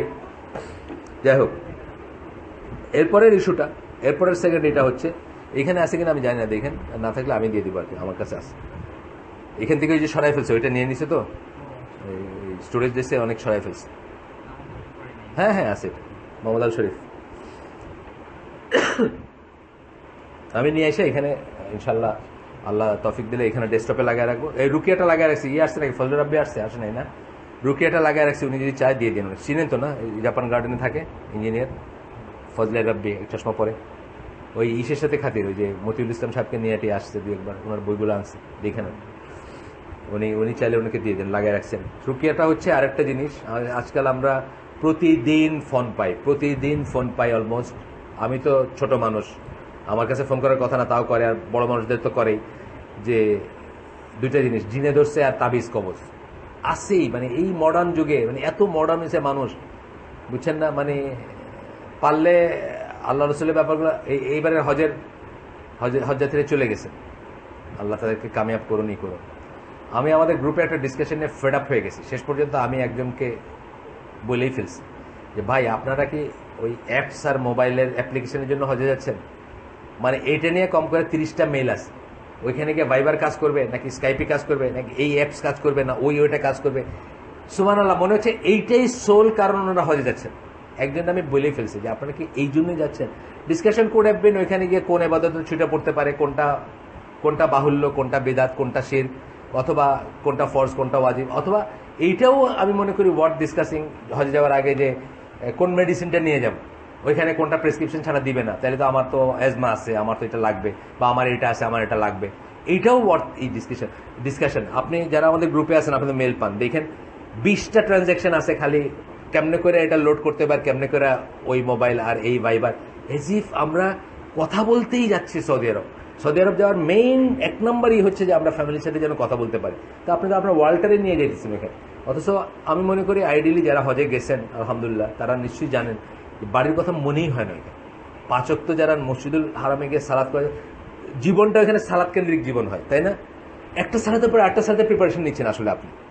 কোনো সময় আপনার ওইটা নেওয়ার জায়গা নেই। যেমন আমরা কি করতাম, আমরা আসরের ঢুকা এসা সেরে বাইরে হইতাম, আসর মাগরিব এসা একসাথে, কে অতবার বাইরে যাবে, ওযু করবে আর পেশাব করবে, সিস্টেমটা শরীরটাকে এইভাবে টিউন করে ফেলতাম। 3টার ভিতরে কোনো বাইরে হওয়াই নাই। এসার পরে বাইরে হলেন, এই সময় একটু সময় আছে, খাওয়া দাওয়া করলেন, ঘুমাইলেন, তাহাজ্জুদ আবার, মানে ওই সময় যাইতে তো হয় এক একটা নামাজে 1 ঘন্টা 2 ঘন্টা 1.5 ঘন্টা আগে। জুমার দিনে সকালে গিয়া 9টার সময় গিয়ে বসে থাকতেন। আপনার এইখানে এই বাইবার টেবারের স্কোপ কোথায়, আমি এটা বুঝি না। কোথায় বাইবার, কোথায় কি, আর কোথায় কিন্তু দেখবেন আপনি সুবহানাল্লাহ, মানে বয়স্ক মানুষ, উনি ওনার সমস্ত ডিসকাশনের সময়টা কিন্তু এই ডিসকাস করেই কাটাইলেন। তো এটা বলতেছি, আমাদের জীবনে আমরা কিভাবে ফিতনা করতেছি, ফিতনা ইনস্টল করতেছি, নিজেরা ফিতনাকে ঢুকায় ফেলতেছি, ডিজিটাল হয়ে যেতেছে সবকিছু, বুঝছেন না? সেকেন্ড ইস্যু হচ্ছে, এগুলো বলতেছেন ইস্যু বলতে ওনারা বোঝাচ্ছেন এটা কোনো পক্ষে বিপক্ষে না, পক্ষে বিপক্ষে অলরেডি হয়ে গেছে, এবং কোনটা কারেক্ট সেটাও হয়ে গেল। আমরা দেখলাম যে আলোচনা জামা যেটা বলে সেটাই কারেক্ট।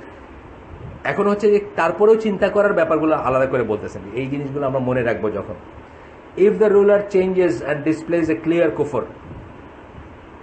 সে মুসলিম ছিল যখন আপনি তারা বসাইছেন, কিন্তু আস্তে আস্তে দেখা গেল যে সে একটা ক্লিয়ার কুফর ম্যানিফেস্ট করতেছে, দেখা যাচ্ছে তার ভিতরে, where in the proof is establish against him, এবং তার এগেনস্টে হুজ্জত কায়েম হলো। হুজ্জত মানে প্রুফ করা হলো, যে হুজ্জত কায়েমের ভিতরে কি আসে, আপনাকে আমি বোঝাইছি কিনা, আপনাকে জানাইছি কিনা এটা কুফর, আপনাকে জানাইছি কিনা এটা করলে, বুঝছেন না, এগুলো সব আসবে। তাকে এক্সপ্লেন করা, তাকে বোঝানো, যে জন্য ধরেন আল্লামা আজিজুল হকের লেখা ট্রান্সলেট করা বুখারী শরীফের কিতাবে দেখবেন আপনি, বাংলা করছেন যেখানে, অনেক কাসিদা আছে পিছন, বিশেষ করে পঞ্চম খণ্ডে, যেগুলো একেবারে ব্ল্যাটেন্ট শিরক, একেবারে শিরক। কিন্তু তাকে কিন্তু আমাদের এই স্কলার আকরামুজ্জামান ভাইকে আমরা যখন জিজ্ঞেস করি, উনি কিন্তু বলেন নাই যে উনি মুশরিক। কেন বলেন নাই? অজ্ঞতার অজুহাত। মেবি তাকে কেউ ওইভাবে বোঝায় নাই যে এই জিনিসটা শিরক, এই জিনিসটা করলে আপনি ইসলাম থেকে বের হয়ে যাবেন, এই জিনিসটা করা উচিত না, হুজ্জত কায়েম যেটাকে বলি। যতক্ষণ সেটা করা হয় নাই ততক্ষণ আপনি তাকে মুসলিমই জ্ঞান করবেন। কিন্তু এখানে বলতেছেন ধরেন এভিডেন্স তো কায়েম করা হয়ে গেছে তার এগেনস্টে হুজ্জত কায়েম হয়ে গেছে, wherein the proof is established against him, ওই রুলারের এগেনস্টে প্রুফও এস্টাবলিশ হয়ে গেছে, it is obligatory to revolt against him, তখন তার এগেনস্টে বিদ্রোহ করা অব্লিগেটরি, ঠিক। কিন্তু কিন্তু তখন বলতেছেন, however that revolt is not upon the individuals of the nation in the outskirts of the country making a revolution. আপনার আমার মতো ব্যক্তির উপর ন্যস্ত না এটা, যে আমরা সিলেট থেকে একটা একটা একটা দল নিয়ে চলে আসলাম, ঢাকা অভিমুখে মার্চ করলাম, যেভাবে আমাদের চিটাং থেকে করছে, এবার চিটাং থেকে একটা ঢাকা অভিমুখে মার্চ করলাম যে আমরা গিয়ে শাসককে সরাই ফেলবো। এটা আপনার না, এটা আপনার উপর না, বলতেছেন এখানে। If they did that, that would be eradicated and destroyed. তারা যদি এরকম করে, ছোট একটা জনগোষ্ঠী বা ছোট একটা যারা ওভারওয়েলম হয়ে যাবে, যাদের সে ক্ষমতা নাই, তাদেরকে কি করবে? নিশ্চিহ্ন করে দেবে এবং ডিস্ট্রয় করে দেবে, ধ্বংস করে দেবে, যেটা এখানে হয়েছে না? যদিও তারাও এটা মিন করেন নাই, কিন্তু তারা ওটা বোঝেন নাই যে ব্যাপারটা আসলে তাই। একটা জায়গাকে সিজ করা, একটা জায়গাকে অবরোধ করা, অবরোধটাকে ইসলামে একটা জিহাদের একটা স্টাইল না, অবরোধ করা স্টাইল না? খাইবার, বানু কুরাইজা, দুইটা আমি বললাম, উদাহরণ দিলাম, অবরোধ না? অবরোধিত করছেন। বানু কুরাইজাকে ঘিরে ধরছেন, তারপরে আরবিট্রেটর দিয়ে বিচার হয়েছে কি করবে। খাইবারকেও তাই করছে, খাইবারের বেলা তাই হয়েছে। অবরোধ একটা বা মদিনাকেও তারা অবরোধ করছিল ওই যে খন্দকের যুদ্ধের সময়, কইরা তারা তারপরে ভেঙে গেছে, যাই হোক, সেটা অন্য জিনিস।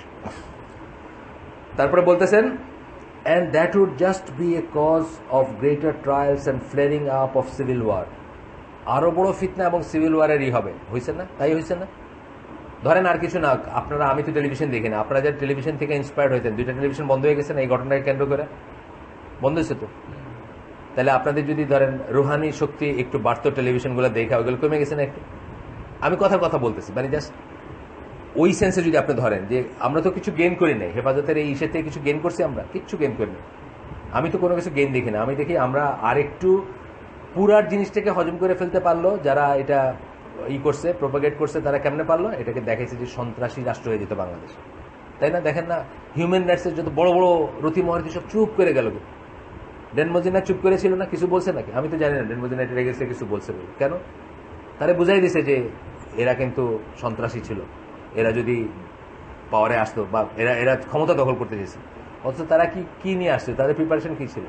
চিড়া আর গুড় নিয়ে আসছিল।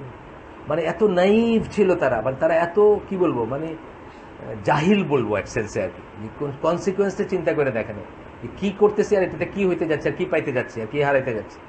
এইটা এই কথাই বলতেছেন যে এটা আপনাকে কি করবে? একদম ডিস্ট্রয় করে দিবে। এবং এটাতে কি আসবে? আরো ট্রায়ালস আসবে, আরো ফিতনা আসবে, আরো সিভিল ওয়ার আসবে। এগুলো আসলে আমরা পড়ি না, আমাদের আলেমরা পড়ে না, আমাদের যে চালায় তারা পড়ে না, বুঝছেন না? এইগুলো পড়লেই কিন্তু করণীয় খুব ক্লিয়ার হয়ে যায় না, খুব কঠিন না। কিন্তু এটার সাথে ওটা মিলানোকে খুব কঠিন। Where is the preparation? বলবেন এখন প্রিপারেশন কোথায় তোমার? তুমি যে একটা জায়গায় সিজ করতে আসছো, ওই যাদের সিজ করতে আসছো তাদের 1 কোটি বন্দুক থাকলে তোমার 50 লাখ বন্দুক থাকতে হবে। তোমার আছে 50 লাখ? তোমার 5টাও নাই তোমার।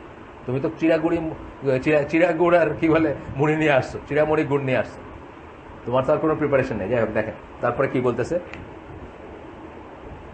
However, if a man who has followers and party agrees and he stands hoping to order good and eradicate evil, and he is supported by sufficient number of Muslims to be able to defend him, he may proceed in that action, abiding by the conditions that were mentioned earlier, taking into consideration the best interest and looking out for the proper results, weighing what he is repelling with what he is raising according to what can be expected. কতগুলা জিনিস বলছেন consider করতে। এগুলো consider করছে কেউ করে? চিন্তাই নেই এগুলো নেই যে কি করতে যাচ্ছি, এটা দিকে লাভ হবে কিনা, এটা থেকে ফল আসবে কিনা, সাফিসিয়েন্ট মানুষ পেছনে আছে কিনা, পাওয়ার আছে কিনা, ক্ষমতা আছে কিনা, এন্ড তারপরেও বলছেন যে আমি যেটা আনতে চাইছি ওটা এটা হচ্ছে বেটার কিনা। এত কিছু কনসিডার করে বলছেন যে যদি কুফরের ভিতরে থাকে, পতিত হয় কেউ, তার এগেনস্টে আপনি এই করতে পারেন। I don't think so. আমি জানি না হেফাজতিদের স্ট্যান্ডটা কি, ওনারা কি কুফরে মনে করেন, এই গভর্নমেন্ট মনে করেন না বোধহয়, মনে করেন স্পেশালি বলছেন, কখনো তো এইভাবে বলেন না। ওনারা কতগুলো ডিমান্ড করছেন কিন্তু ওনারা এটা বলেন না। যাই হোক, এইগুলা বললাম। 2 নম্বরটা কার থেকে বললাম, একজন একটা লেখা থেকে আমরা উল্লেখ করলাম, হারামাইন, ইমাম আল হারামাইন। হারামাইন বলি আমরা কি, ওই যে 2টা মসজিদ, ওইটার ইমাম জুহাইনি। ওনার কাছ থেকে বললেন, খুব সম্ভব ওনার পিছনে আমি নামাজ পড়ছি, কারণ ওই গত মানে 2012 রমাদানে আমি ওখানে ছিলাম। তো একদিন পড়াইতেন সুদায়েস আর জুহাইনি, এই নামটাই আছে এখানে আর কি, সম্ভবত উনি যখন বলতেছেন। আরেকদিন পড়াইতেন হচ্ছে মাহির আর আপনার সুরাইন, 2জন, এইভাবে তারা টার্ন নিতেন তারাবি।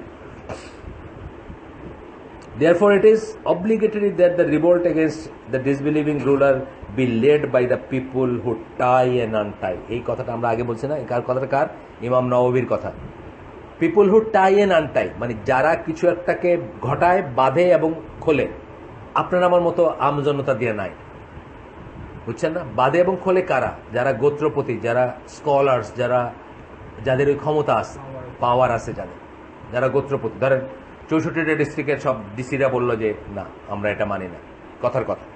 এটা এক ধরনের টাই আনটাই হইতে পারে এই সিচুয়েশনে, এই বিষয়ে। অথবা যত আলেম আছেন, মানে যারা রুলিং আলেম, মানে যাদের কথায় মানুষ মুভ করবে বা এই করবে, যারা ফিক জানেন, যারা এই করেন, তারা হইতে পারে এই ধরনের মানুষ। টাই আনটাই মানে যাদের ইসে ম্যাটার করে। আপনারা জানেন যে ইসলামী শাসক নিয়োগের পদ্ধতিও কিন্তু তাই। আপনার আমের ভোটের কোনো মূল্য নাই আসলে। মূল্য হইলে কারা? যারা টাই আনটাই। তারা যদি মনে করেন যে এই লোকটা শাসক হওয়ার যোগ্য, তাইলে সে শাসক হওয়ার যোগ্য। আপনি আমি টম ডিক হ্যারি কি মনে করলাম, ইসলামে গণভোটের কোনো কনসেপ্ট নেই। নেওয়া যেতে পারে মত, কিন্তু নিতে হবে এটার কোনো নেই। মেয়েদের ব্যাপারও সেম, ইসলামে কিন্তু মেয়েদের মতামত নেওয়া যাইতে পারে, নিতে বাধা নাই, কিন্তু কেউ যদি বলে নিতে হবে, এটা ভুল। এটা নিয়ে আবার 2টা লেকচার আছে, কেউ যদি শুনতে চান। সেলিম মর্গান, উনি হচ্ছেন কুলিয়ার শরিয়াত থেকে করছেন, ইমাম সাউদ ইউনিভার্সিটি থেকে, অরিজিনালি পিএইচডি কম্পিউটার সায়েন্স ইঞ্জিনিয়ারিংয়ে, কনভার্টেড মুসলিম, একটা মসজিদ এবং কমিউনিটির ইমাম। উনি আর কি ওই বাইলস করে, কোম্পানি ফর্ম করে একটা কমিউনিটি করছেন ক্যালিফোর্নিয়াতে। মানে ব্যাপারটা দেখতে মনে হবে যে একটা কোম্পানি ফর্ম করছেন, কিন্তু অ্যাকচুয়ালি বাইলসগুলো হচ্ছে সব শরিয়া আর কি। মানে এটার একটা ইমাম থাকবে, উনি হবেন আমির, ওনার ডিসিশন ছাড়া কেউ এটা বিক্রি করতে পারবে না, মানে এই ধরনের জিনিসগুলো ঢুকেছেন। এবং প্লট মসজিদটাকে কেন্দ্র করে চারিদিকে প্লট একদম ওয়ার্ল্ড। আমেরিকার জায়গা তো খুব সস্তা, বিশেষ করে আপনি যদি বাইরে কোথাও কিনেন, একেবারে পানির দাম আর কি, এমনি নিতে পারেন বলতে গেলে। তো ওইখানে এরকম একটা রিমোট জায়গায় চুজ করে চারিদিকে প্লট বিক্রি করে, মানে একটা কমিউনিটি গড়ে তুলবেন। যারা ওইখানে যা পাওয়া যায়, যা করা যায় তা করতে যারা রাজি, তারা গেবেন থাকবে। আমাদের এখানে আনফর্চুনেটলি আমরা এটা চিন্তা করছি, কিন্তু এটা প্র্যাকটিক্যালি করতে পারি না। দিনাজপুর চিন্তা করছি, কিন্তু প্র্যাকটিক্যালি হয় কি, ওই যে উপার্জনে গিয়ে আমরা ধরা খাই যাবো। কিন্তু উনি ওই রকম লোকদেরই দাওয়াত দিচ্ছেন যারা ওইখানে যা উপার্জন করা যায় ওইটা করেই তারা ভালো থাকবে আর কি, বা ওইটা করে করবে। তাছাড়া এখন তো ধরেন ওই ইন্টারনেট যেখানে আসে, সেখানে ধরেন কিছু উপার্জন, হালাল উপার্জনই ঘরে বসে করা যেতে পারে, ইত্যাদি আর কি। যাই হোক, তো এই ভদ্রলোকের 2টা লেকচার আছে আর কি, যে ইসলামী স্টেটের রুলার কিভাবে নির্বাচন করা হবে, কিভাবে হবে, কি পদ্ধতি। তো এখানে উনি একটু শক্ত, বেশি শক্ত। উনি বলছেন এর মেয়েদের অপিনিয়নের কোনো প্রশ্ন নাই আর কি। আসলে প্রশ্ন নাই বলতে এসেছে, বলছেন ইট ইজ নট ম্যান্ডেটরি, বা ইট ইজ নট রিকোয়ার্ড। কেউ বলতে পারবে না যে মেয়েদের অপিনিয়ন না নেওয়া হয়েছে দেখে এই লোক খলিফা হবে না, তা বলতে পারবেন। অ্যাট দ্য সেম টাইম বলছেন যে আমজনতার অপিনিয়নের কোনো দরকার নেই। দোজ হু টাই এন্ড আনটাই, এই যে মুজতাহিদ আলেম অথবা গোত্রপতি যারা আমাদের দেশে, ধরেন ফর এক্সাম্পল 64 ডিস্ট্রিক্ট না, 64টা ডিস্ট্রিক্ট আছে, প্রত্যেক ডিস্ট্রিক্টে উপজেলা আছে কতগুলা। তারপরে ধরেন চেয়ারম্যান পর্যন্ত আসলেন, কথার কথা, আপনার ইউনিয়নের চেয়ারম্যান। এখন সিলেটের বিয়ানীবাজার থানার ইউনিয়নের চেয়ারম্যানরা বলল যে আমাদের লিডার হচ্ছে বিয়ানীবাজারের যে উপজেলা চেয়ারম্যান, সে বলল আমাদের লিডার হচ্ছে এইভাবে, কিন্তু আসতে পারে। অ্যান্ড দেন 64 ডিস্ট্রিক্টের লিডার যারা, তারা বললো হ্যাঁ ইনি খলিফা হবেন, আমরা মেজরিটি এগ্রি করি। তাই আনটাই মানে 2-1 এগ্রি না করলে কিছু আসে যায় না। মেজরিটি যতজন এগ্রি করলে ফিতনা হবে না, ততজন এগ্রি করি, বাস হয়ে গেল সে লিডার। আর কিন্তু দরকার নেই প্রত্যেকের ঘরে গিয়ে আর গণভোট দিয়ে জিজ্ঞেস করবেন, এটা কিন্তু ইসলামের কোনো রিকোয়ারমেন্ট না। এটা আমরা অনেকে জানি না। ইসলামের কি একটা জিনিস হচ্ছে যে টম ডিক হ্যারি সবার সে থাকবে, এটা ইসলামের কোনো রিকোয়ারমেন্ট না। 2 নম্বর হচ্ছে কোনো না, মানে টার্ম নাই কোনো, এটা কিন্তু আমরা অনেকে বুঝি না। এই যে সরানোর চিন্তাটা আসে কই থেকে, মাথায় একটা চিন্তা, ব্যাক অফ মাইন্ড একটা চিন্তা আছে যে অনেকদিন তো খাইলা, আর কি এখন আমি খাই। বলছে না একজন আমাদের বাংলাদেশের এক প্রাইম মিনিস্টার বলছে যে ওরাই খাক। একবার ওনার দল 60টা না কয়টা 70টা সিট পাইছে পার্লামেন্টে, উনি বললে আমরা পার্লামেন্টে গিয়ে কেউ ওরাই খাক। মানে এই পার্লামেন্ট হলো একটা খাওয়ার জায়গা, বুঝছেন না? আমি কোনো একটা লেখায় লিখছি এটা, পার্লামেন্ট হলো খাওয়ার জায়গা, এবার ওরা খাক, আমরা গিয়ে কি হবে, আমরা তো ভাগ পাবো না, এরকম ব্যাপার। ইসলামে এরকম কোনো কনসেপ্ট নাই। যাই হোক, তারপরে কি বলতেছেন, এত কলা কথা আপনাকে কনসিডার করতে বললেন, যদি সে কাফির হয়েও থাকে, যদি তার এগেনস্টে হুজ্জত কায়েম হয়ে থাকে যে কাফিরই হয়ে গেছে, তারপরেও কিন্তু এতগুলো বললেন আপনাকে কনসিডার করতে হবে বিফোর রিভোল্টিং এগেনস্ট। তারপরে কি বলতেছেন, পিপুল হু টাই আনটাই, তাদের দিয়েই হবে। That is the religious, political and social leaders of the society. তারা তাদের মেজরিটি বলবে যে হ্যাঁ, বা তারা লিড দিবে এটাকে। Revolting against the ruler is not an emotional stance, এটা কিন্তু কোনোদিন ইমোশন দিয়ে করবেন না, এটা কোনো ইমোশনাল ব্যাপার না। Or a temporary flair up, করে জ্বলে উঠলো, কই এখন হেফাজতরা কই? ওই সময় মনে হয়েছে না দুনিয়ার উল্টায় যাবে, এখন তো নাই। আপনারা আমারও মনে হয়েছে যে আমরা ঘরে বসে আছি আর আমাদের ভাইরা বোনেরা রাত্রে ঘুমাইতেছে, বুঝছেন না? এখন কোথায়?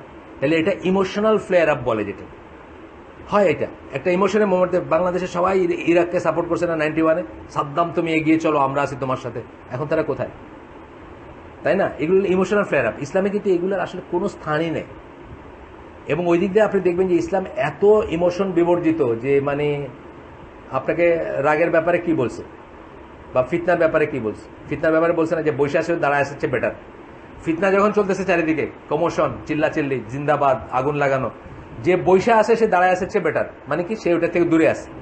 যে দাঁড়ায় আসে সে হাঁটাচ্ছে বেটার, যে হাঁটতেছে সে দৌড়ানোর চেয়ে বেটার, যে দৌড়াইতেছে সে ঘোড়ার পিঠে যে আছে তার চেয়ে বেটার। মানে যে যত অ্যাডভান্স, যার মোবাইলিটি যত বেশি, সে তত বেশি ফিতনার ভিতরে আসে।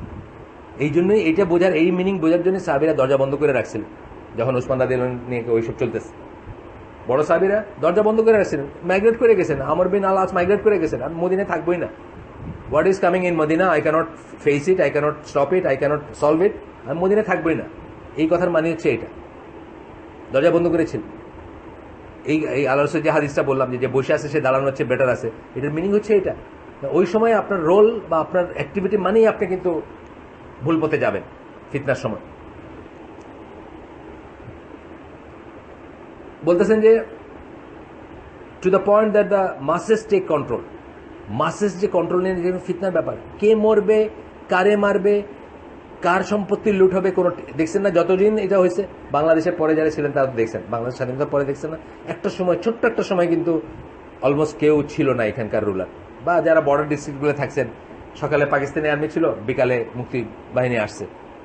এরপরে একটা সময় আসছে যে কোনো কেউই নাই, মানে নো ওয়ান ইজ ইনচার্জ।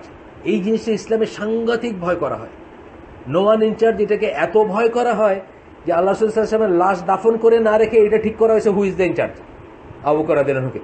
কারণ ইসলাম বা মুসলিম কমিউনিটি ইনচার্জ ছাড়া 1 মিনিটের জন্য থাকবে না, 1 সেকেন্ডের জন্য থাকবে না। এই যে মাস টেকিং কন্ট্রোল, এটা ভয়ঙ্কর জিনিস ইসলাম, এটা কিছুতেই টলারেট করা উচিত না, বা কিছুতেই এটা যদি ফোর্সে করেন এটার জন্য যাওয়া উচিত না। কিন্তু আমাদের দেশ অনেকবার এরকম সিচুয়েশন চলে গেছে না, একবার দুইবার না, অনেকবার গেছে। There is no law, police দাঁড়ায় দেখতেছে, কিছু করতে পারতেছে না, করার নাই, করবে না, আসে না? এই যে কয়দিন আগে হাইকোর্টে একটা হলো না, ভাঙাভাঙি হলো না, দৌড়াইলো ঈদের, পুলিশ দাঁড়ায় দেখতেছে, কিছু করার নাই। মাসেস টেক কন্ট্রোল, মানুষ বা জনতা যাকেই বলেন, যাই বলেন, তারা কন্ট্রোল নিয়েছে। আপনি দেখেন এই যে অনেক সময় পকেটমারটা মারে, এটা কিন্তু ইসলামিক না, তাকে তো তার আত্মপক্ষ সমর্থন করতে দিতে হবে। আমাদের দেশে নাই নিয়ম রুল, পাবলিকও গ্রাজের চোটে মারে, যেটা থানায় দিয়ে কি হবে? থানায় দিলে পরবর্তী 1 ঘন্টার ভিতরে সে আবার আইসা এখানে দাঁড়াবে, আবার পকেট মারবে। তো তাইলে আমরা এই দুইটা সাইজ করে দিই আর কি, মানে কজন এফেক্ট আছে, কিন্তু আসলে এটা কিন্তু ইসলামিক না। এই যে মব কিন্তু মাইরে ফেলে একটা মানুষ বিফোর নোয়িং সে কি করছে। আপনি দেখবেন একটা পিটাপিটি লাগছে, একটা মানুষকে মাইরে ফেলে, মরে গেল লোকটা, তারপর আস্তে আস্তে সবাই ঠান্ডা হয়ে সরে গেল, মনে হয় থানা হবে, পুলিশ হবে, খোঁজ হবে কে মারছে, আস্তে আস্তে সরে গেল। জিজ্ঞেস করেন লোকটা কি করছে, জানি না, তো পাশে দাঁড়ায় বলতেছে জানি না, মানে আসলে কি করছে, মানে বললো যে ধর, সবাই ধরলো আর মারলো, মরে গেল। এটা কিন্তু এই যে টেকিং মাস, এটা কিন্তু বিশাল ফিতনা ধরা হয় ইসলাম। গেল, তারপরে বলতেছেন ওয়ালাইকুম সালাম, তারপরে বলতেছেন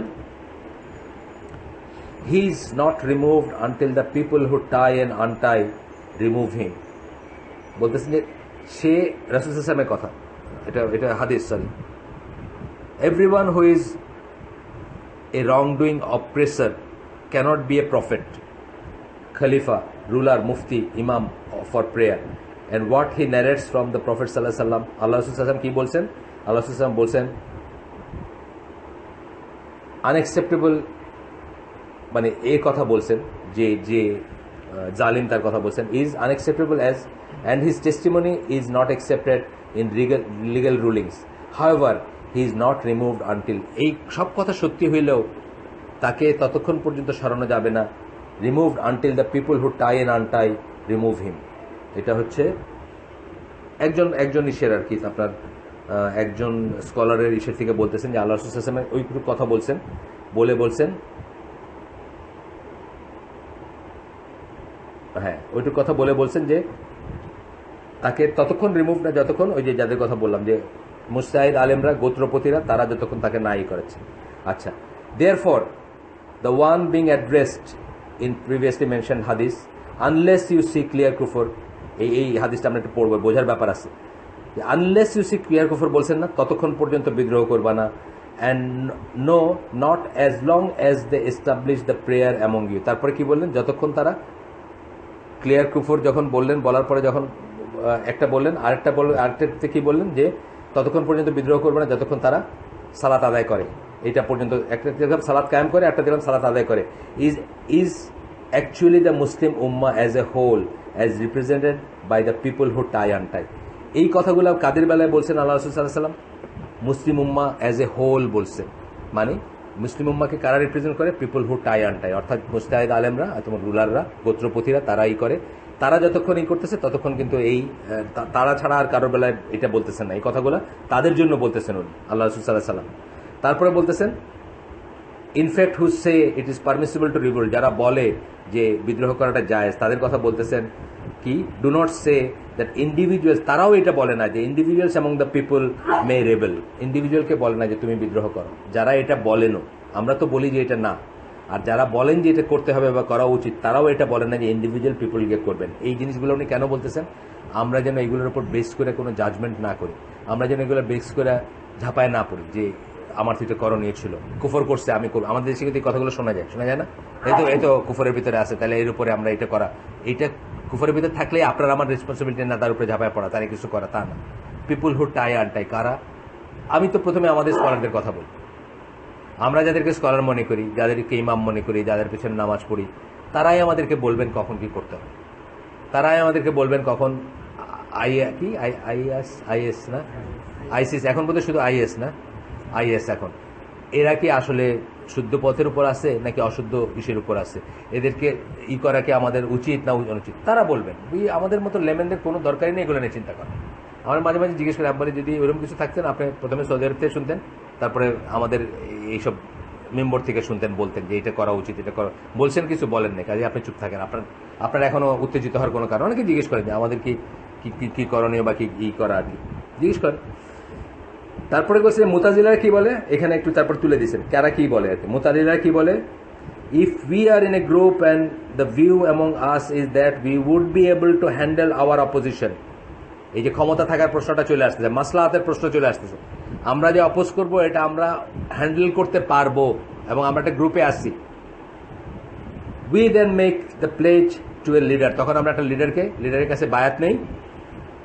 অ্যারাইজ, যে জেগে উঠছে আমাদের ভিতর লিডার হিসেবে, fight and put the end of the ruler, তখন আমরা তার এগেন্স্টে যুদ্ধ করবো। এটা যারা মুতাজিলারা বলে, মানে যারা এটাকে মনে করে যে অব্লিগেটরি, তারাই বলতেছে যে ক্ষমতা থাকলে এবং আমরা পারলে, সম্ভাবনা থাকলে ইত্যাদি ইত্যাদি করে বলতেছে। আচ্ছা, জায়দি শিয়া যারা আরেকটা গ্রুপ, যারা যাদের কথা বলছে, যারা এটা মনে করে, তারা কি বলে? The minimum amount for which it is permissible to revolt is like the number of participant at the battle of Badr. They make a pledge to the imam and then they revolt with him against the ruler. Minimum amount কি? যে প্রপোর্শনে battle of বদর যুদ্ধের সময় ছিল, এটা জায়দি শিয়ারা বলে।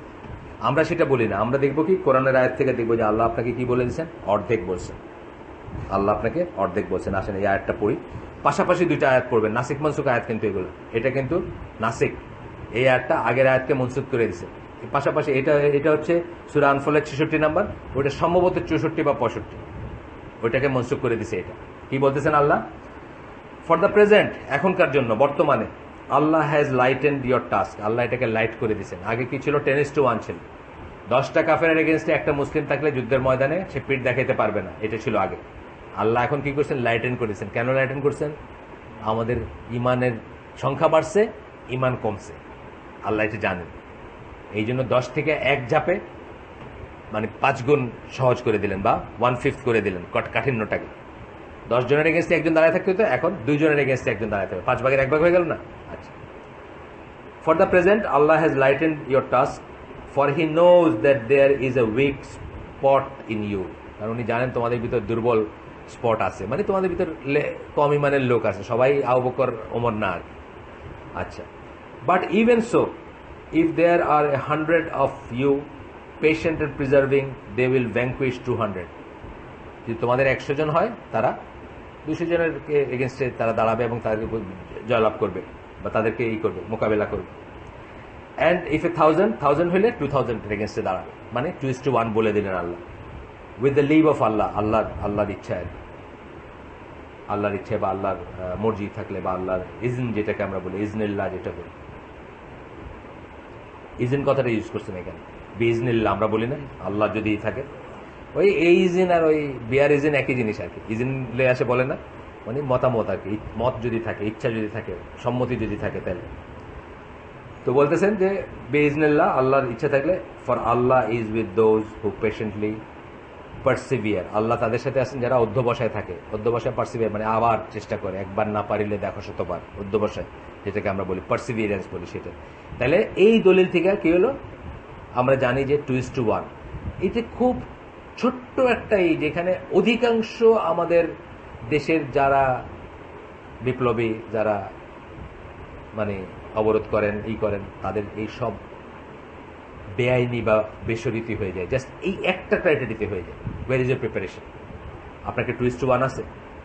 ওই দিন হেফাজতের ওইখানে যারা ঘুমাইছিল, তাদেরকে র্যাব এবং বিডিআর এবং পুলিশের সম্মিলিত বাহিনীর যা ছিল তার 2:1 ছিল, 2 ভাগের 1 ভাগ ছিল। ওদের 10টা বন্দুক ছিল, আপনাকে 5টা ছিল, আপনার কিছু ছিল, আপনার গুলতি ছিল, আপনার চিড়া আর গুড় ছিল। তা আপনি কি করে ওখানে এই কথা বলতে গেছেন? এবং শুধু তাই না, লিডার যে বলছে যে একজন লিডারের আন্ডারে, আপনার লিডার কোথায় ছিল? আপনার লিডারের কোনো ক্ষমতাই নাই, তাকে ওখান থেকে পাঠাই দিচ্ছে বোধহয় চিটাং, তাই না? প্লেনে করে চিটাং পাঠাই দিচ্ছে, আসতেই দেয় না ওখানে। উনি ওইখানে আসলে অনেকে বলে they would have been saved আর কি, অনেকে মনে করে উনি হয়তো সবাইকে ডিসপাস করতে বলতেন। ওনার অপেক্ষায় থেকে থেকে তারা ওইখানে মরলো, কিন্তু ওনারে তো আসতেই দেয় না ওইখানে, পাঠাই দিছে অন্য জায়গায়।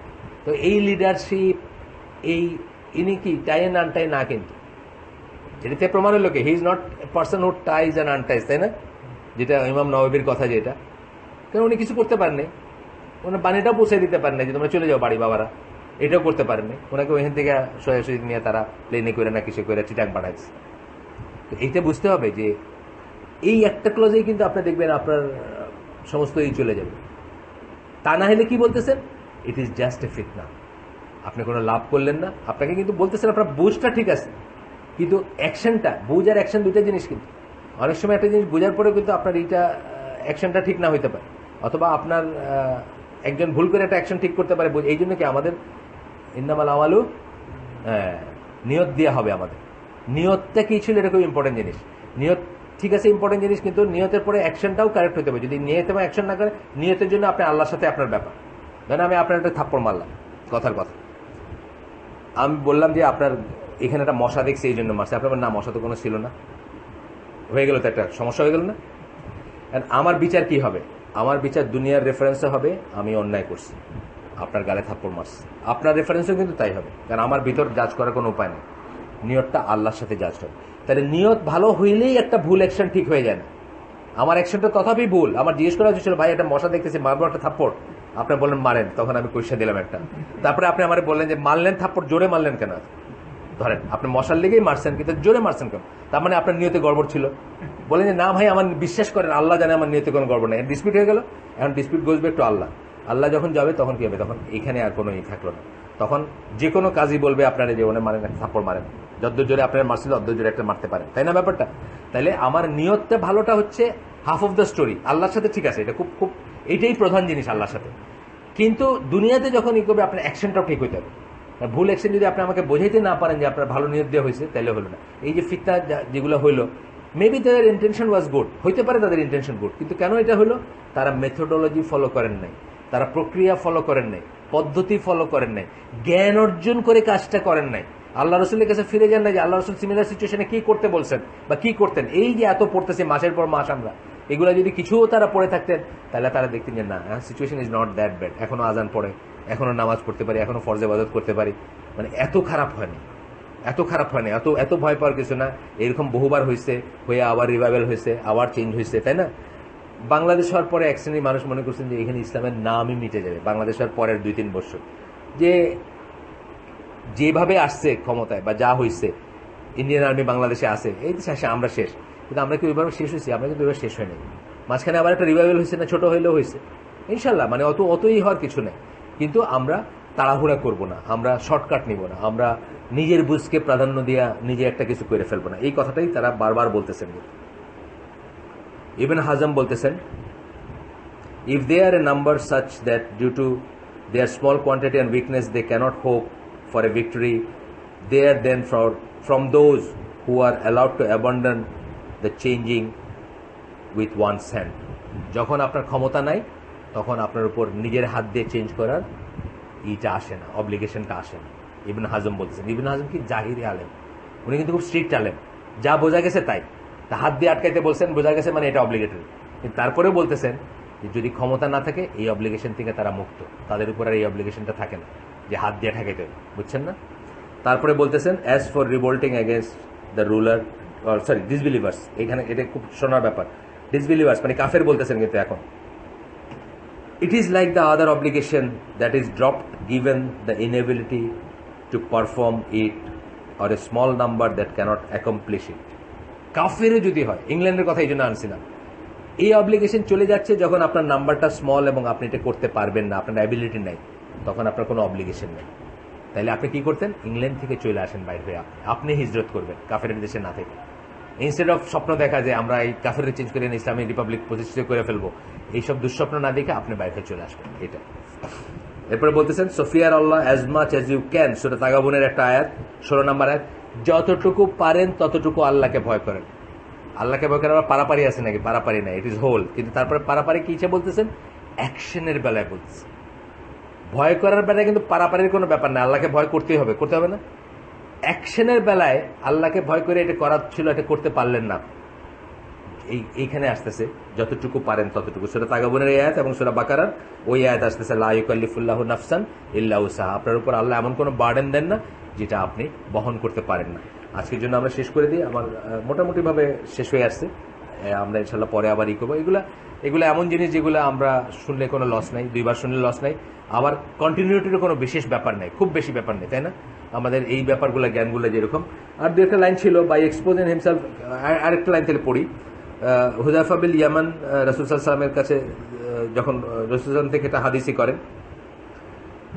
আল্লাহ রাসূল সাল্লাল্লাহু আলাইহি ওয়াসাল্লাম বলছেন যে forbid the Muslim from humiliating himself, humiliating নিজেকে অপদস্থ করা, অপমানিত করা, অসম্মানিত করার থেকে আল্লাহ রাসূল মুসলমানকে না করছে। যে কাজটা আপনাকে অপমানিত করবে, অসম্মানিত করবে, হিউমিলিয়েট করবে, ছোট করে দিবে, এই কাজটা আপনি করবেন না। ফর এক্সাম্পল, আপনি ইসলামের দাওয়াত দেন, আপনি ববিতার বাড়িতে, ওই যে বললাম ববিতার বাড়িতে গিয়ে হালাকা করবেন, এই জিনিসটা আপনাকে ছোট করে দেয়, আপনি এই কাজটা করবেন না। সিনেমা অ্যাক্ট্রেসের বাড়িতে গিয়ে ধরেন কথার কথা, সোল ফ্যাক্টর কি, মানুষে কি মনে করবে যে আপনি পয়সার জন্য গেছেন, আর তো কিছু না, পয়সার জন্য গেছেন। রাসূল সাল্লাল্লাহু আলাইহি ওয়াসাল্লাম বলছেন, এখানে একটা উদাহরণ দিয়েছেন, এ মুসলিম মাস্ট নট হিউমিলেট হিমসেলফ, হাদিস এটা হাদিস হচ্ছে তিরমিজির হাদিস। এরপরে দলিল আছে কিভাবে, আরো কোন কোন জায়গায় আছে, নাসিরুদ্দিন আলবানী কি বলছেন, সহিহ আল জামি আল সাগিরে এটা ইনক্লুড করছেন, মানে এটা সহিহ হাদিস বা এটা হাসান হাদিস, যাই হোক, কি বলতেছেন, মুসলিম মাস্ট নট হিউমিলেট হিমসেলফ, নিজেকে সে অপদস্থ করবে না, অপমানিত করবে না, ছোট করবে না। It was said, how does he humiliate himself, মানে সাহাবীরা জিজ্ঞেস করছেন কিভাবে একজন মুসলিম নিজেকে হিউমিলেট করে, ছোট করে, অপমানিত করে, তখন বলছেন, রাসূল সাল্লাল্লাহু আলাইহি ওয়াসাল্লাম বলছেন, by exposing himself to an affliction that he is not able to beat, এমন একটা ফিতনা নিজেকে এক্সপোজ করে যেটাকে সে বিট করতে পারে না, মানে যেটাকে কন্ট্রোল করতে পারে না, যেটাকে ধ্বংস করতে পারে না, যেটাকে শেষ করতে পারে না। মানে আপনি গেলেন শাসকের এগেন্সে বিদ্রোহ করে, তারপর কিছুই হলো না, আপনি বললেন আরো 10টা মানুষ মারলো, 50টা মানুষ হলো, শাসকটা আরো বেশি অত্যাচারী হয়ে নেক্সট দিন থেকে মানে স্বরূপে আসলো, আসে না? এটি তো আমি বললাম গত কয়েকদিন ধরে। এটাকে আমরা শেষ করবো। সুবহানাকা আল্লাহুম্মা বিহামদিকা আশহাদু আল্লা ইলাহা ইল্লা আনতা আস্তাগফিরুকা ওয়া আতুবু ইলাইক। আসসালামু আলাইকুম ওয়া রাহমাতুল্লাহি ওয়া বারাকাতুহু। সবাই ঈদের ঈদটা আপনারা তো জুলহিজ্জার ইগুলা সবাই নিশ্চয়ই জানেন আমলগুলা, তারপরে আমি বলে দিচ্ছি কালকের থেকে নিয়ে 9 দিন টানা রোজা রাখতে পারেন, 9 দিন নট 10 দিন। এটা হচ্ছে একটা বড় আমল। যদি না পারেন তাহলে অ্যাটলিস্ট আরাফার দিন রাখবেন। আরাফার দিনটা ডিফাইন হয় যেই দিন হাজিরা আরাফাতে থাকেন, তারিখ দিয়ে না, ঘটনা দিয়ে। সুতরাং এটা আমাদের কয় তারিখ এটা এটা খোঁজ করবেন না, খোঁজ করবেন হচ্ছে ওই আরাফার দিনে হাজিরা কোথায়, মানে কোন দিন আরাফায় আসেন হাজিরা, সেই দিনেরই করবেন, রোজা রাখবেন। এটা হচ্ছে একটা বড় আমল। আর আরেকটা আমল যেটা আমি কোনোদিনই জানতাম না এই দেশে, আনটিল 4-5 বছর আগে জানছি, সেটা হচ্ছে যারা কোরবানির নিয়ত করবেন তারা পহেলা জিলহজ শুরু হবে কি আজকে সন্ধ্যায় শুরু হবে, তাই না? আজকে আমাদের ইসলামিক ক্যালেন্ডার এখানে কিন্তু অনেকটা ওই আকিকার হিসাব করতে গিয়ে অনেকে ভুল করে ফেলেন। 7th ডেতে আকিকা, আর উনি তো ইংরেজি হিসাব করতেছেন, ইংরেজি হিসাব তো মিড নাইটে, বাই দিস টাইম কিন্তু দিন চেঞ্জ হয়ে গেছে একটা।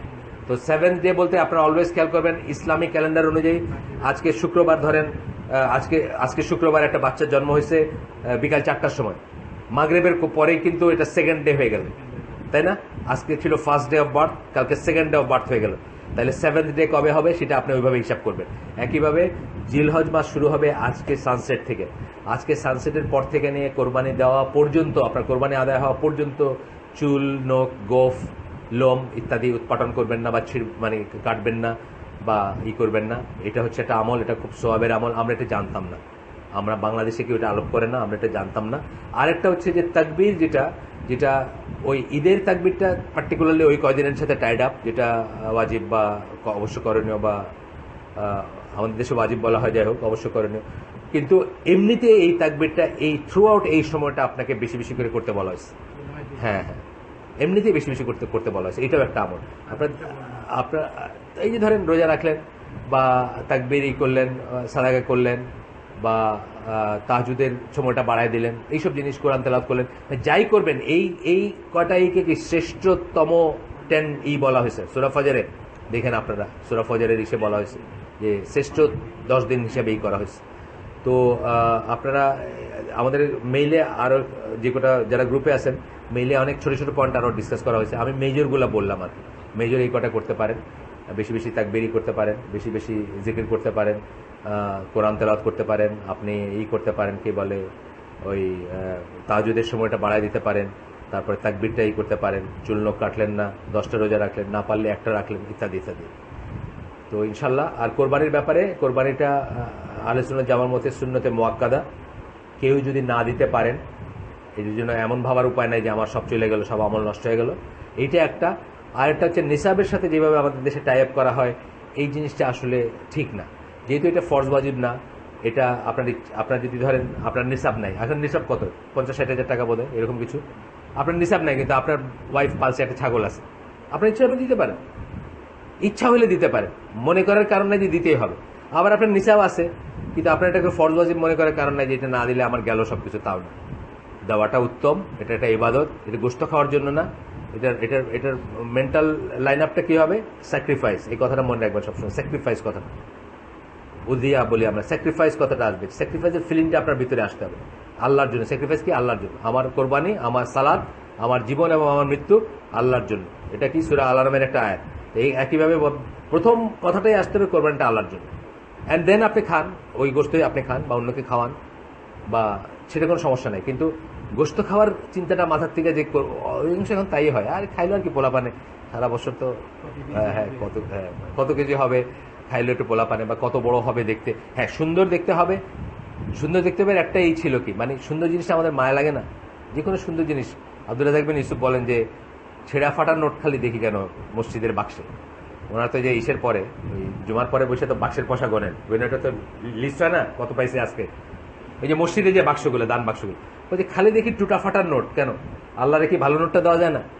তো আসলে আমরা আল্লাহর জন্য অনেক সময় টুটা ফাটা গুলো করি। এবং মৌলানা মদুদি তার একটা এসে বলছেন যে যারা আল্লাহর জন্য টুটা ফাটা রাখবে, আল্লাহ তাদেরকে টুটা ফাটা দিবেন, মানে রিওয়ার্ড দিবেন আর কি। তো যাই হোক, এই পয়েন্ট অফ ভিউ থেকে গরুটা সুন্দর হওয়াটা বাঞ্ছনীয়, যে আমাদের একটা সুন্দর জিনিস স্পেন্ড করতে মায়া লাগবে। আল্লাহ আমাদেরকে এইভাবে বানাইছেন, আল্লাহকে আমরা বেস্ট জিনিসটা দিব, সেই হিসাবে একটা সুন্দর ধরেন আমার গ্রুপ অফ আছে, পশু আছে এখানে, সেটা আমার নিজের পালা, এটার ভিতরে আমার যেটার প্রতি সবচেয়ে বেশি মায়া, যেটাকে দেখতে বেশি সুন্দর লাগে, ওইটা স্যাক্রিফাইস করাটাই বেটার। যদিও জাকাতের বেলায় কিন্তু আবার উল্টাটা বলছেন আল্লাহ রাসূল যে তার বেস্ট এটা নিও না, তার হয়তো একটা মায়া আছে, মানে এটা জাকাত তখন স্টেট থেকে নিত, তো এটাকে যেন আবার জুলুম না মনে করে, তার বেস্টটা নিও না, আবার একদম মরে গেছে হাড় জিরে ওইটা নিও না, মাঝখানের মাঝামাঝি একটা নিও আর কি যখন নিবা, সেটা বলছেন। কিন্তু কোরবানির ব্যাপারে কি বলেন? দেখতে সুন্দর করতে হলে তো স্টেরয়েড খাওয়াইতে হবে। আচ্ছা, ওই স্টেরিওটা সুন্দর আল্লাহ রাসূল বলেন নাই, যাই হোক, এটা এটা এটা বেসিক্যালি আছে আপনার যেটার প্রতি মায়া লাগবে দেখতে, বুঝছেন না? কিন্তু এইটার সাথে অনেক সময় মিশে যায় যে আমার নেইবার, ধরেন আমরা দুজন একই প্রফেশনের ক্যারেট কলেজে, একই ক্যারেট কলেজে পড়তাম, আমরা একটা বিল্ডিং নিয়ে এটারে এখন অ্যাপার্টমেন্ট বানায় থাকি।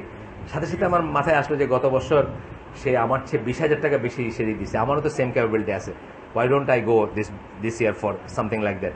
এইটা যেন না আসে, তাহলে আপনার ইবাদতটা নষ্ট হয়ে যাবে। বুঝতে হবে যে ইবাদতের প্রতিটি মাইক্রন আল্লাহর জন্য, শুধুমাত্র ইবাদতের অ্যাক্ট অফ ওয়ার্শিপ যেটা, সেটা আপনি অন্যত্র অন্য একটা কিছু করলেন, ধরেন সেটাও ইসলামের ডিসকারেজ, ইসলামের শুধুমাত্র কম্পিটিশন শুধুমাত্র জায়েজ হচ্ছে সৎ কাজে, কিন্তু তারপরে আমি বলতেছি মানে ইবাদতের ব্যাপারে একদমই না, মানে এক মাইক্রনও অন্য কারোর প্রতি হবে না। এই সমস্ত জিনিসগুলো খেয়াল রাখবেন। আর একটা জিনিস খেয়াল রাখবেন, যেটা আমি বলি যে এই ইবাদত করতে গিয়ে যেন ঠিক গ্রেটের ইবাদত ছুটে না যায়, এটা খেয়াল করতে হবে। যেমন আমি উত্তরায় থাকতাম, যখন ওই ফজরের নামাজে যাইতাম, আমার বাসার সামনে তো গরুর হাট, মানে পারলে জানলা দিয়ে গরু কেনা যায়, তো আমি দেখতাম যে মানুষজন ওই ফজর নামাজ যাইতেছি, যাদের বার্গেন করতে দেখতেছি, ফজর নামাজ পড়ে আসতে তারা তখনও বার্গেন করতেছে, মানে যে বেচতেছে সেও, যে ক্রেতা সেও। তো আমি বলতাম মাঝে মাঝে আমার হারাকে বলতাম যে এই মাঠের সকল গরু যদি একসাথে কিনে একজনে স্যাক্রিফাইস করে, তাহলেও সে এক ওয়াক্ত সালাদ যে কাজা করলো ফজরের সালাদ, এইটাকে কম্পেনসেট করতে পারবে না, বিকজ ওইটা হচ্ছে নন ফরজ ইবাদত এবং ওইটা সুন্নতে মুআক্কাদা। এইটা যেন আমরা মনে রাখি। আবারও সুবহানাকা আল্লাহুম্মা ওয়া বিহামদিকা আশহাদু আল্লা ইলাহা ইল্লা আনতা আস্তাগফিরুকা ওয়া আতুবু ইলাইক। আল্লাহ আমাদেরকে মাফ করেন এবং আমাদের আমলগুলো কবুল করেন। আসসালামু আলাইকুম।